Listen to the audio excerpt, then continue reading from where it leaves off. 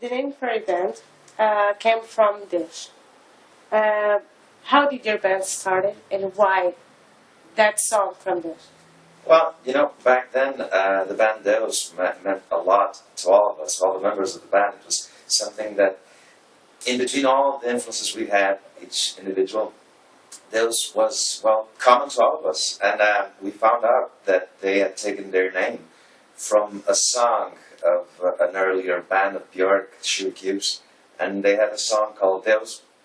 And the band Deus took their name from them.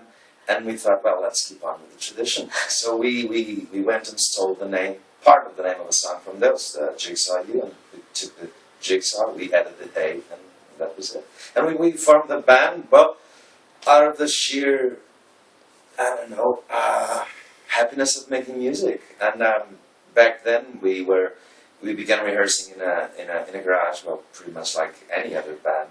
And by then, I met Jockey, and it was then that the band was formed, and both of us, we are still the original members of the band. Okay. Susanna came later on. Okay. You are a particular band because you have elements of rock, indie, folk, blues. You have a mix of things. How it's like to be such a different band nowadays? Well, I mean, it's just like people. People are a bit of everything. I mean, it's something. Some things you pick along the way without you knowing it that you're picking them up. Others you pick them up well, knowing that you are doing so. For example, as a matter of the blues, the way the blues came to us, well, mainly our influences had been rock or pop, pop in the sense of David Bowie.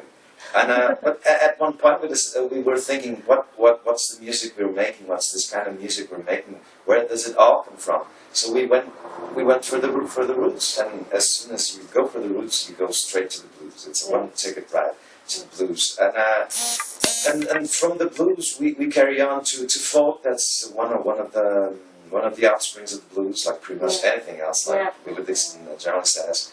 And but how's that? How is it being like that? I have no idea. It's just like asking Shoki, how is it like that being the person you are, with the influences you have, with the books you've read, the music you've seen. I mean, everything changes you. So as a band, it's pretty much the same thing. It's the result of the 12 years we have like a band. All the music we listen, all the movies we see, all the cities that we visit, all the people that we know. It's a mix of everything. It's our identity, like a band. Okay. What's the main story for your last Drunken Sailors and Happy Pirates? Well, the main story, the concept behind it, because we do write our albums like we write books. First we get the concept, and then from that we write the stories around it. We write the book, if you will. And for this one, we were centering on the construction of the self, of the individual, how you get to be what you are. And Drunken Sailors and Happy Pirates is a metaphor for the people that changed you. Those people that, well, they build the horizon from where we begin to build our own horizon. And it's almost a kind of an homage to those people that changed us. That's why there are songs, well, some were inspired, off the top of my head, one, for example, in Nero, other in Jules Caesar, well, they're in a Portuguese cat, Rooftop Joe, the song is inspired in Zé do Telhado. And these are the people that changed us, that changed our identity.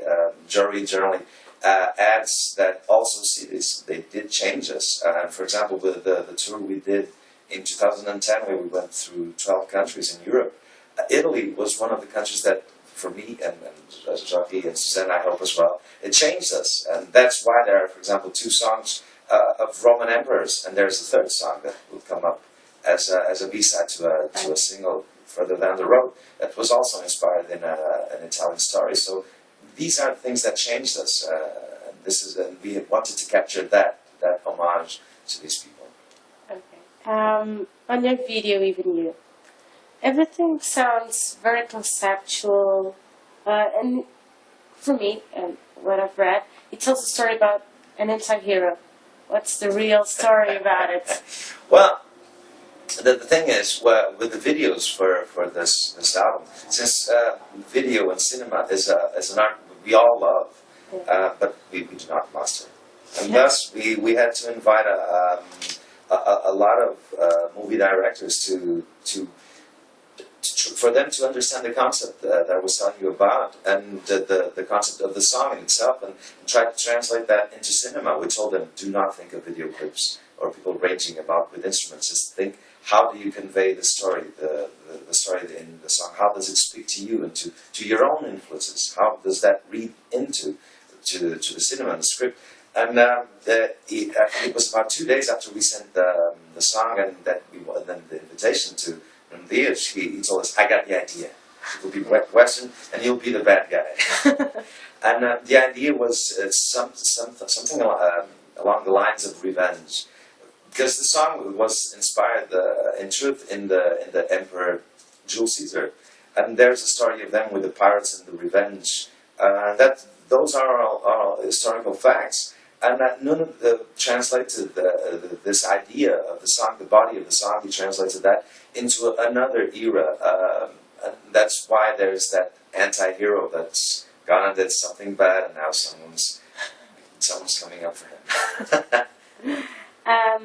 Even though you have that mysterious, dark look,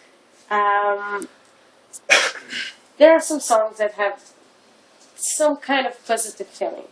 Is that on purpose? What's the deal here? Well, the deal is, we were indeed writing our darkest hour. We used to say, everybody dies in the end. There's no way getting around that. And it had to be dark, and darker still. But I mean, you can be at all times the same thing. It's like good and evil. You can't be just good or just evil. You be some way along in between of them or beyond them.